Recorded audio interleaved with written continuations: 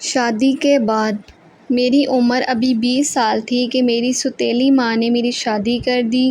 وہ جیسی بھی تھی مگر میرے لیے اس نے اچھا ہی سوچا تھا۔ میرے شوہر انگلینڈ میں اپنی فیملی سمیت رہتے تھے، سو میں بھی نکاح کے 6 ماہ کے بعد رخصت ہو کر انگلینڈ آ گئی۔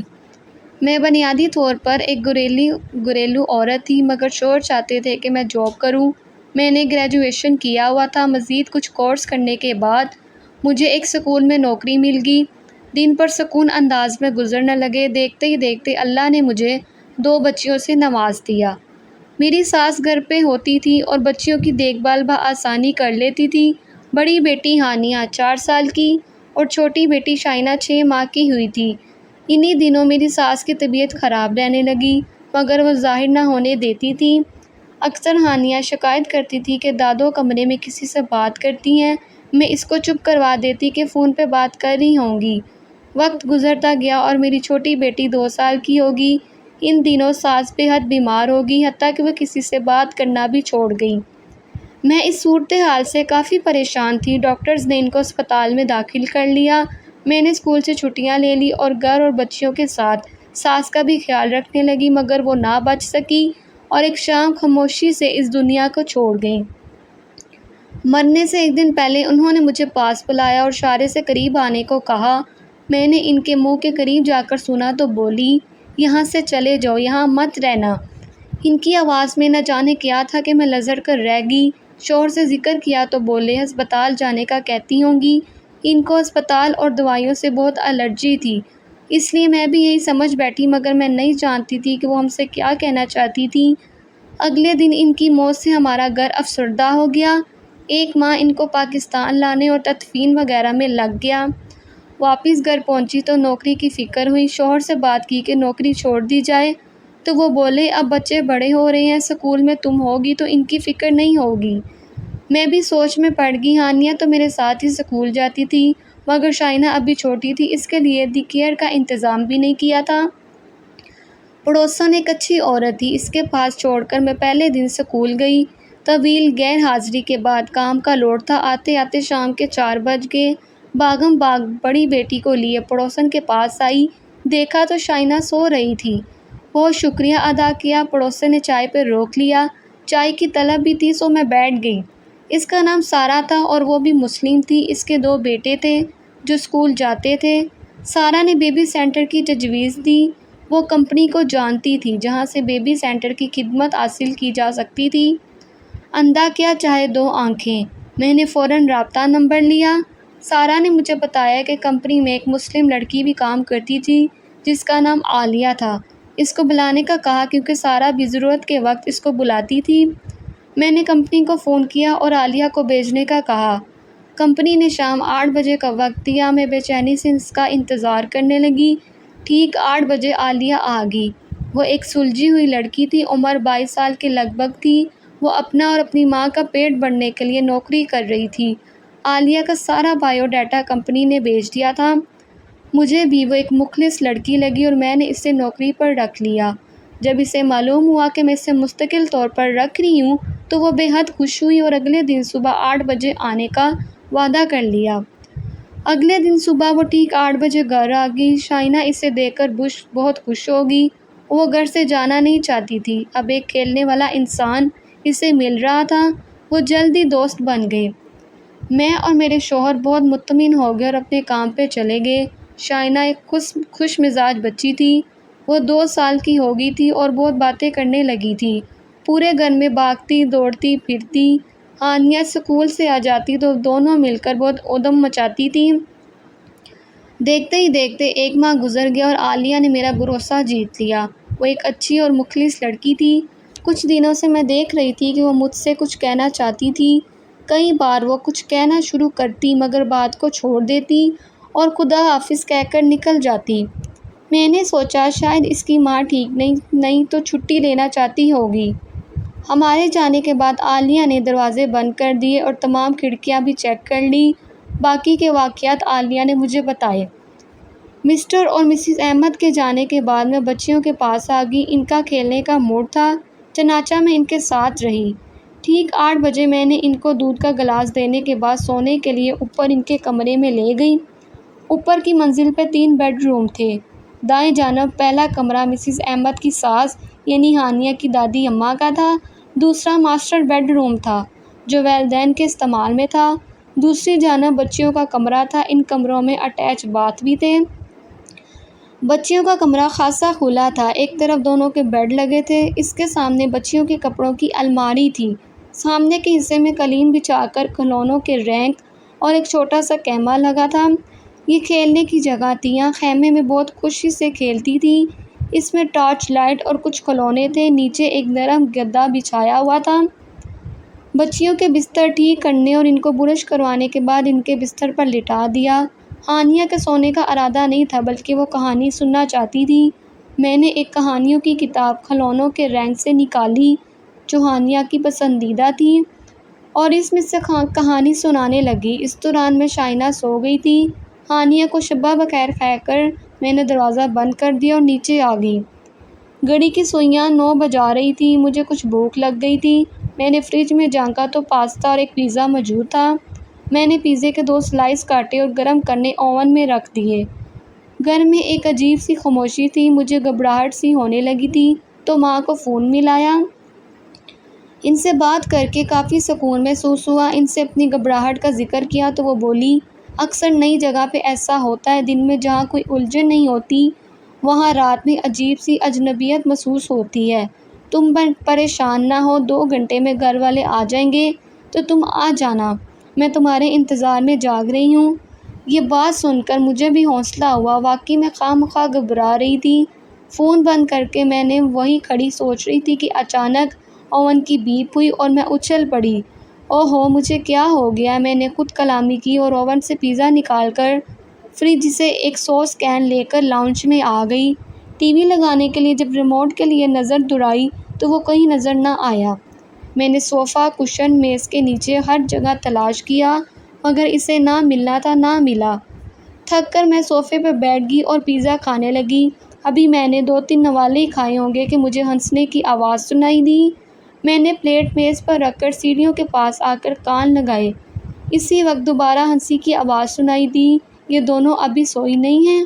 میں دل میں کہتی اوپر آ گئی۔ کمرے کا دروازہ کھلا تھا جبکہ مجھے یاد پڑتا تھا کہ میں نے اسے بند کر کے گئی تھی۔ میں نے آہستہ سے دروازہ کھولا۔ کمرے کی نائٹ لیمپ کی نیلی روشنی پھیلی ہوئی تھی۔ چھوٹی بیٹی شائنہ اپنے بستر پر بے خبر سو رہی تھی لیکن ہانیہ کا بستر خالی تھا۔ میں نے نظر گھمائی تو خیمے میں روشنی نظر آئی، ساتھ ہی بچی کا سایہ بھی تھا۔ میں خیمے کی طرف گئی اور نیچے بیٹھ کر اسے کھولنے لگی۔ ہانیہ، ساتھ ہی میں نے دھیرے سے کہا، آپی میں یہاں ہوں۔ مجھے اپنے پیچھے سے آواز آئی۔ میں نے بیٹھے بیٹھے گردن گھما کر دیکھا تو ہانیہ بیڈ کے نیچے تھی۔ اس نے اشارہ کیا کہ وہ خیمے میں نہیں ہے۔ میرا دماغ چکرا کر رہ گیا۔ میں نے آگے بڑھ کر خیمہ کھول دیا۔ اس میں کوئی نہ تھا۔ ٹارچ جل رہی تھی۔ میں گھبرا کر اٹھ کھڑی ہوئی۔ مجھے کچھ سمجھ نہیں آ رہا تھا۔ میں نے شائنہ کو سوئے ہوئے ہی گود میں اٹھایا اور ہانیہ کا ہاتھ پکڑ کر نیچے اترتی چلی گئی مگر ہانیہ نے ہاتھ چرا کر واپس اوپر کی طرف جانا چاہا۔ میں نے اسے روکنے کو کہا۔ شائنہ کو صوفے پہ لٹا کر میں نے اسے بلایا۔ میں واپس جا رہی ہوں سونے کے لیے، اس نے کہا اور سیڑھیاں چڑھنے لگی۔ وہ لارا تھی، میری فرینڈ۔ اس نے کہا تو میں سناٹے میں رہ گئی۔ تم بستر کے نیچے کیوں تھی؟ میں نے پریشانی سے پوچھا۔ اس کی ماما آ گئی تھی۔ وہ مجھے اچھی نہیں لگتی، ڈراتی ہیں۔ وہ نارمل انداز میں بتا رہی تھی۔ میرا دماغ چکرا رہا تھا۔ خیمے میں ضرور کوئی تھا۔ کون تھا وہ، یا میرا وہم تھا؟ مجھے کچھ سمجھ نہیں آ رہی تھی۔ اس دوران ہانیہ اوپر چلی گئی اور میں سکت بیٹھی چھوٹی کو دیکھتی رہی۔ جو کچھ بھی تھا اس کا واسطہ اوپر کی منزل سے تھا۔ میرا وہم تھا یا حقیقت؟ ہانیہ کو نیچے لے آتی ہوں جب تک ان کے والدین نہیں آ جاتے۔ یہ سوچ کر میں ایک نظر سوئی ہوئی شائنہ پہ ڈال کر اوپر چلی گئی۔ راہداری روشن تھی۔ دائیں جانب کے کمرے کا دروازہ کھلا تھا۔ یہ وہی کمرہ تھا جہاں احمد صاحب کی والدہ رہتی تھیں۔ یہ کمرہ اس دن سے ہمیشہ منقل کیا جاتا تھا جب سے چھوٹی بیٹی شائنہ وہاں باتیں کرنے لگی تھی۔ یہ دروازہ کیوں کھول دیا ہانیہ نے؟ یہ سوچتی میں کمرے کے پاس آ گئی۔ ہانیہ، کہاں ہو آپ؟ میں نے آواز دی، ساتھ ہی دروازہ کھولا۔ کمرے میں اندھیرا تھا۔ میں نے لائٹ کا بٹن تلاش کیا۔ بٹن دباتے ہوئے میں نے الماری میں آہٹ سنی۔ کمرہ خالی تھا۔ کمرے کی وسط میں بیڈ بچھا تھا، اس کے سامنے والی دیوار میں ایک بڑی کھڑکی تھی، بیڈ کی دوسری طرف ایک دیوار گیر الماری تھی، آہٹ وہیں سے سنائی دی تھی۔ میں پریشانی سے الماری کی طرف گئی۔ ہانیہ آپ یہاں ہو؟ میں نے اس کے ہینڈل کو چھوا، اسی وقت میرے پاؤں پر کسی نے ہاتھ رکھا۔ ہانیہ ہمیشہ بیڈ کے نیچے چھپ کے کھیلتی تھی، میں نے دیکھے بنا کہا یہ کھیلنے کا وقت نہیں ہے۔ اسی دم پیچھے سے آواز آئی، آپی میں یہاں ہوں۔ میں نے جھٹکے سے مڑ کر دیکھا تو ہانیہ دروازے میں کھڑی تھی۔ تو یہ ہاتھ کس کا تھا؟ میں نے نیچے دیکھا تو ایک سفید سا بازو نظر آیا اور میرے حلق سے چیخ نکل گئی۔ میں بری طرح دوڑتی ہوئی نیچے آ گئی۔ ہانیہ میرے ساتھ تھی۔ میں اس گھر میں نہیں رہ سکتی، مجھے جانا ہوگا، چلو بچوں ہمیں جانا ہوگا ابھی، میں نے ہانیہ سے کہا اور شائنہ کو اٹھانا چاہا مگر صوفہ خالی تھا، شائنہ وہاں نہیں تھی۔ شائنہ کے غائب ہو جانے سے میری حالت غیر ہو گئی، میں چیخ چیخ کر اسے آوازیں دینے لگی۔ ہانیہ بھی ڈر گئی تھی۔ مجھے کوئی جواب نہ ملا تو میں صوفے پر گر گر کر رونے لگی، میرا ذہن معاف ہو گیا تھا۔ ہانیہ مجھ سے لگ کر رونے لگی، اسے روتا دیکھ کر میں نے خود کو سنبھالا، مجھے ہمت کرنی ہوگی، ایسے کچھ نہیں ہو سکتا تھا، میں ان بچیوں کی نگران تھی، میں انہیں کچھ نہیں ہونے دے سکتی تھی، چاہے کچھ بھی ہو جائے، مجھے بچیوں کی حفاظت کرنی ہوگی۔ میں نے آنسو پونچھ ڈالے، ہانیہ کو ساتھ لپیٹ لیا، اس کو تسلی دی اور کہا کہ ہمیں شائنہ کو ڈھونڈنا ہے، ہم اسے پورے گھر میں تلاش کریں گے، وہ کہیں نہیں جا سکتی، وہ یہیں ہوگی اسی گھر میں۔ یہ سب سمجھانے کے بعد ہم نے شائنہ کو ڈھونڈنا شروع کر دیا۔ نیچے ڈرائنگ روم اور ٹی وی لاؤنج کے علاوہ ایک اسٹڈی روم بھی تھا، میں وہاں گئی، ہانیہ بھی میرے پیچھے پیچھے تھی، پورا کمرہ خالی تھا، وہاں کوئی نہیں تھا۔ میں نے شائنہ کو آواز دی مگر کوئی جواب نہ ملا۔ ہانیہ باہر نکل گئی، میں اس کے پیچھے ہی باہر آ گئی تھی۔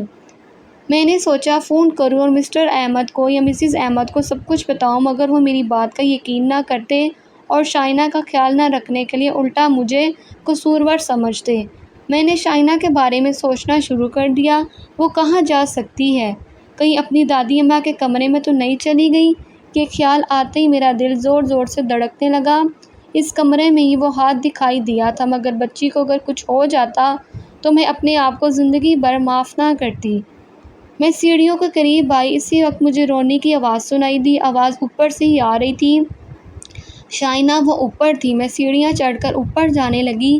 ہانیہ مجھے روکنا چاہتی تھی مگر میں نے اسے وہیں روکنے کا کہا اور خود اوپر چڑھنے لگی۔ راہداری بالکل سنسان پڑی تھی، میری وہی کھڑکی سننے کی کوشش کر رہی تھی کہ آواز کہاں سے آ رہی تھی۔ اسی وقت میں نے دوبارہ رونے کی آواز سنی، آواز بالکل مدھم سی تھی۔ میں آہستہ آہستہ قدموں سے چلتی ہوئی کمرے کی قریب آئی، وہی خوفناک کمرہ۔ میں نے دروازے سے کان لگایا، آواز اندر سے آ رہی تھی۔ میں نے جلدی سے ہینڈل گھمایا مگر وہ نہ گھوما، دروازہ لاک تھا۔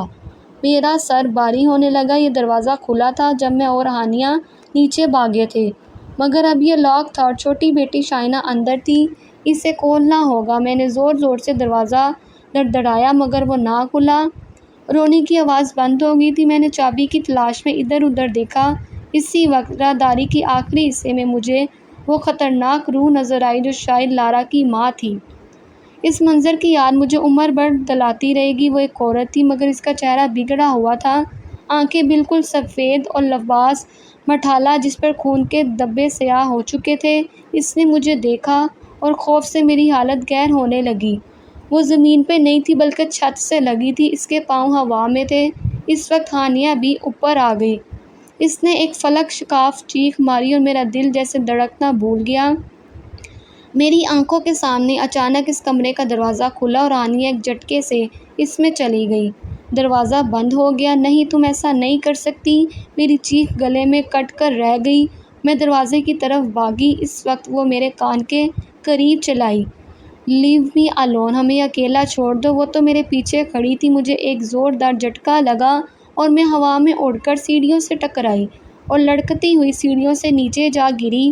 میرا سر ریلنگ سے ٹکرایا اور آنکھوں کے سامنے اندھیرا چھا گیا۔ بے ہوش ہونے سے پہلے آخری آواز جو میں نے سنی وہ ہانیہ کی چیخ کی آواز تھی۔ اس کے بعد مجھے کچھ ہوش نہ رہا یہاں تک کہ واقعات عالیہ نے مجھے سنائے۔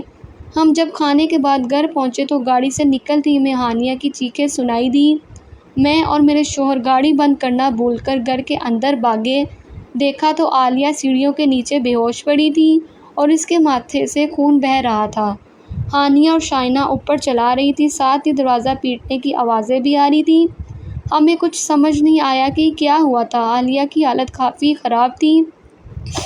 میرے شوہر نے ایمبولینس کو فون کیا اور میں اوپر بھاگی۔ اوپر پہنچی تو دیکھا کہ میری ساس کے کمرے سے بچیوں کی آواز آ رہی تھی۔ میں نے ہینڈل گھمایا تو دروازہ کھل گیا۔ اندر دونوں بچیاں بند تھیں، رو رو کر برا حال تھا۔ ہانیہ کے بائیں گال پر نیل پڑا تھا اور ہونٹ بھی پھٹا ہوا تھا۔ اس نے مجھے دیکھا تو روتی ہوئی مجھ سے لپٹ گئی۔ شائنہ زمین پر لیٹی تھی، اس کے ہاتھ میں ایک ڈائری تھی۔ میں نے اسے گود میں لیا اور نیچے آ گئی۔ عالیہ کے لیے ایمبولینس آ گئی تھی، وہ ابھی تک بے ہوش ہی تھی۔ ہانیہ اسے دیکھ کر آپی آپی چلانے لگی۔ آپی کو کیا ہوا؟ وہ مجھ سے پوچھ رہی تھی۔ میری سمجھ میں کچھ نہیں آ رہا تھا۔ ہم سب ہسپتال چلے گئے۔ عالیہ کی والدہ کو اطلاع دے دی گئی تھی، وہ بھی وہاں آ گئی تھی۔ ڈاکٹر نے بتایا کہ عالیہ کو گہری چوٹیں نہیں ہیں، وہ جلد ٹھیک ہو جائے گی، اور ہانیہ کو بھی دوا دی۔ ہانیہ نے مجھے بتایا کہ دادی اماں اسے کمرے میں لے گئی تھی اور شائنہ کو بھی۔ ہم نے وہاں یہی کہا کہ دونوں سیڑھیوں سے گر گئی تھی۔ شائنہ کے پاس جو ڈائری تھی وہ میری ساس میں روما کی تھی۔ اس کو پڑھا تو معلوم ہوا کہ اس گھر میں کئی سال پہلے ایک ماں بیٹی کو قتل کر دیا گیا تھا۔ پولیس کو قاتل کا سراغ نہ مل سکا تھا۔ بعد میں معلوم ہوا کہ باپ ہی ان دونوں کا قاتل تھا۔ ان کی روح اب تک وہیں تھی، وہ وہاں کسی کو آباد نہیں دیکھ سکتی تھی۔ میری ساس نے ایک روحانی عمل کے ذریعے ان کو اپنے کمرے تک محدود رکھا تھا، مگر ان کی وفات کے بعد وہ بچیاں بے حیوی ہونے لگیں۔ دوسرے روز عالیہ نے جب یہ سب واقعات سنائے تو مجھے اپنی ساس کی بات یاد آئی کہ یہاں سے چلے جانا، یہاں مت رکنا۔